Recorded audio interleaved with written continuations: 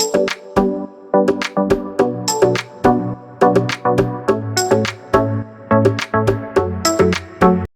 everyone, blessings. I hope that you are all doing well.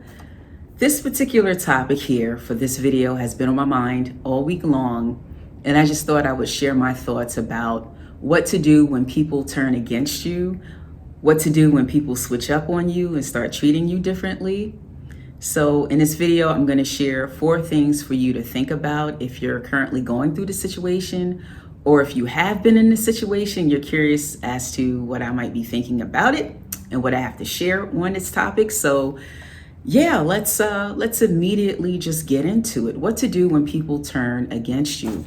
The number one thing to consider if you happen to be in a situation where you think everything is fine, you don't see any trouble in the relationship, you think things are going smoothly, there's no danger signs, there's no red flags, and then all of a sudden you find that this person who is significant in your life, this person who you have a good relationship with, whether it's your good friend or a family member or your spouse or your significant other, all of a sudden you find that they're treating you differently.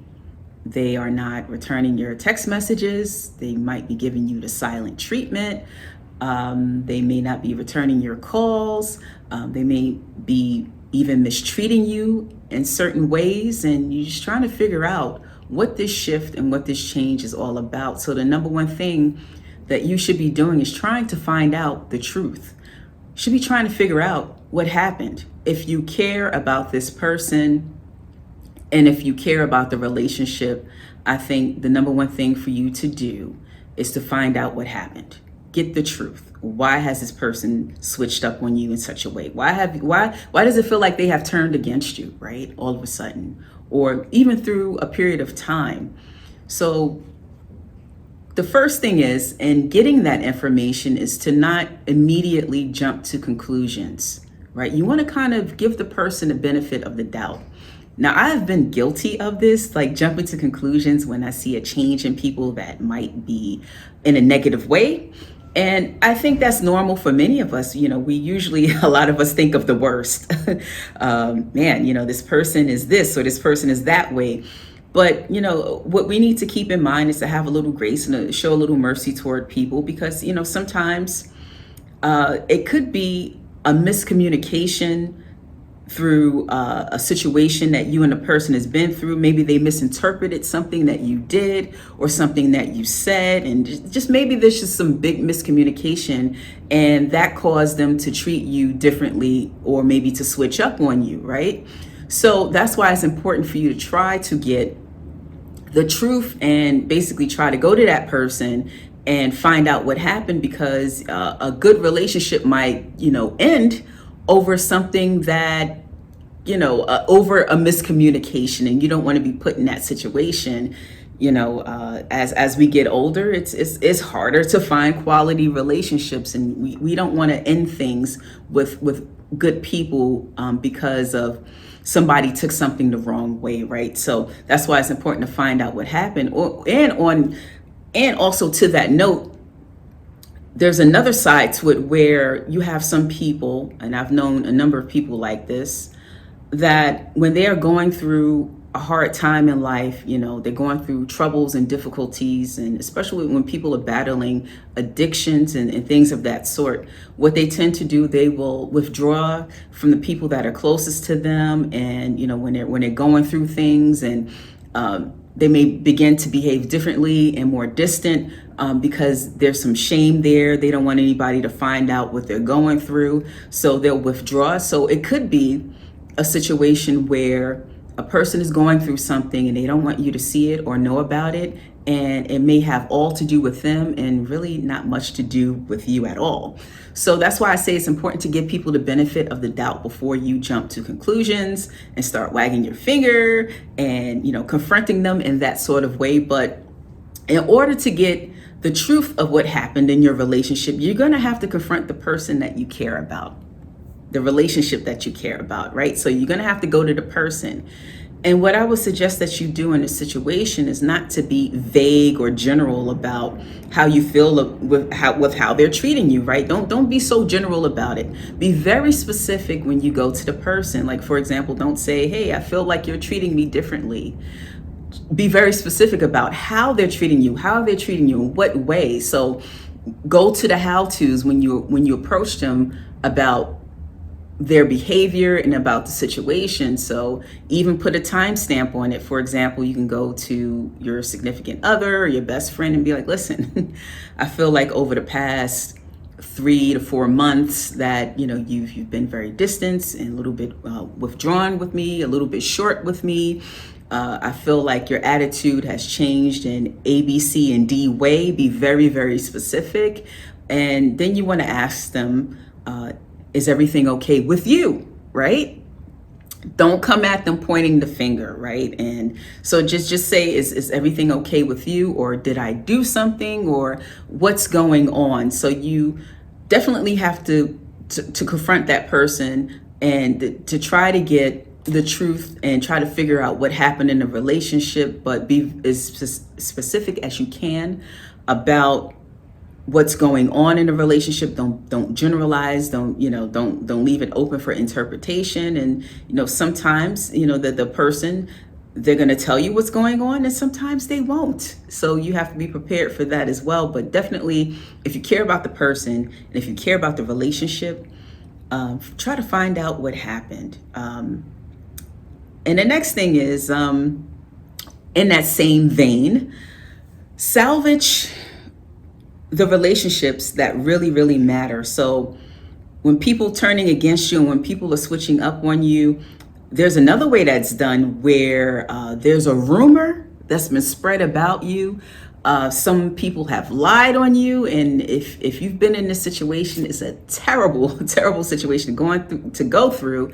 And I have been there, so I understand when there is, information going out in the world among family members and among friend groups and organizations and even on the job that's really not true about you. There's usually one person who started it, right? Who started all the trouble, right? So what happens is that information will begin to infect the hearers, and then some people will believe things about you that is 100% not true, and that's something you can't control. So I want you to be prepared if you're in a situation where a rumor has been started about you or people have been lying on you. Prepare to be in a situation where there's going to be people who may turn against you and treat you differently and switch up on you, who you never ever thought would behave that way, who you thought where you guys were cool and that they knew you better, that they actually knew you better. But at the end of the day, some people are going to believe, they'd rather believe a lie than the truth. And some people are going to believe what they want to believe about you regardless. So I think in salvaging the relationships that matter, you definitely, number one, want to go to the person once again and basically defend yourself and say, "Listen, we've had a relationship, let's say, for example, for 10, 15 years. This is what you know about me. I thought we had a good relationship. What you're hearing about me is simply not true." So I would say definitely defend yourself, but you don't have to go on this crazy campaign to basically confront everybody who's heard the rumor and so on and so forth. Go to the people that really matter and, try to set the record straight with them and just let them know, "Hey, this is the truth. I know there's been a person spreading a rumor about me." And you don't even have to, if this is a difficult person who's been spreading these things, because it's usually one person that's starting trouble. Don't even start with that person or really kind of like bring up that person too much, the troublemaker. Just go straight into, "Hey, remember me? We had a good relationship. So I'm here to let you know that that lie that you heard, that rumor that you're hearing is just simply not true. And I'm open to, continuing our friendship and our relationship, but just know that, that's not me." And so I think you should definitely defend yourself against a rumor or against a lie with the relationships that really, really matter to you. And sometimes, people will be like, hey, yeah, I know. I knew deep down that you didn't do that or you didn't say that. So, we're still cool. I'm sorry that, I thought, a little bit too deeply about that. But now that you are setting the record straight, it's fine, right? So you guys can kind of like reconcile and just let it go and move on from there, because there are going to be times in our lives where things that are not true will be spread about us, and we have to learn how to deal with it, right? And then there are going to be other people who you thought you had a fantastic relationship with. You may have grown up with them. They may be a family member, and they're going to choose to latch on to that lie. And, so that leads me to my third point about what to do when people turn against you, when they switch up on you. You're going to have to mourn the relationships that you're going to lose. Sometimes, when people begin to treat us differently, whether it be by their own personal beliefs about us, maybe something they heard, or, people change and their perceptions of us change, although we may not change all that much. People do change and people do switch up, and there's going to be people that we thought that we would probably have a lifelong relationship with, people who we thought were, truly our friends, and, marriages and significant others, and certain family members we thought that, we just don't see the relationship coming to an end. But sometimes these significant relationships do come to an end. And when that happens, and when they choose to disengage from us, and when they choose to not be in a relationship with us, when they choose to treat us differently, we kind of have to, really let that go. And if you have tried the first two steps that I talked about in this video and it didn't work, and they're continuing to do what they do, we're just going to have a funeral for that relationship. Have your funeral and just bury it, and just let it go. And I know that it's painful, and it's definitely easier said than done, but we definitely have to mourn those relationships, the hopes and the dreams that we had for that relationships, and all the good times that we had with that person or with those individuals, and just kind of let it go, because people are going to want to believe what they want to believe about you, and people do change, and sometimes not for the better. So yeah, unfortunately, we're going to have to mourn the relationships that, where people are choosing to not be bothered with us, and choosing to give us a silent treatment, choosing to treat us differently. And unfortunately, you're not going to get closure about all of those situations. So you may be in a situation where someone switches up on you and they turn against you, and you will never, ever know why. They're not going to explain to you why they're treating you differently. You're not going to get that closure. Sometimes you will, and sometimes you won't. And especially in those situations where you're not getting closure about it, and you really, really don't know why this person is treating you the way they're treating you, and why they just ghosted you all of a sudden, you may not get that closure. You may not get those answers. So when you know that the relationship is finished, have a funeral, bury it, mourn the relationship. And there's different, and it's okay to grieve the relationship, especially when it was a good one, when it was good, and when you were in relationship with that person. Remember all the good times. It's kind of like a funeral. When you have a funeral, you say good things about the person who's passed away, and their good qualities, and you remember them in a way, and you honor them and what was, and then you have that closure, right? And then the person is buried. So I say do the same thing for the relationship that was lost. Remember the good times, and all of the things that you've done, and even the hopes and the dreams. I kind of hope that this relationship would have lasted, but it didn't, and the marriage didn't last. And when I said I do, and I took those vows, I just thought it was going to be forever, and that didn't happen. And so you have to mourn even the hopes and the dreams that you have for the relationship. So mourn that. And then finally, what I want to say about that is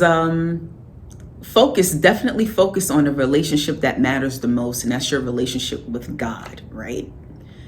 There's going to be times in our lives where, people are going to hurt us, and hurt us very deeply, and people are going to definitely switch up on us. And when I think about this, And I think about the power of God and how he's able to bring us through these hardships and relationships with people.